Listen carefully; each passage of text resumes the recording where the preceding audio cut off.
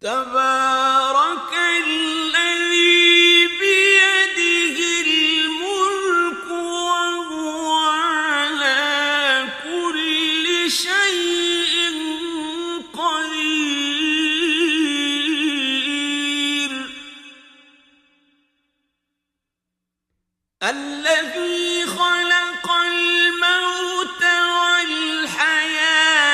ليبلوكم أيكم أحسن عملا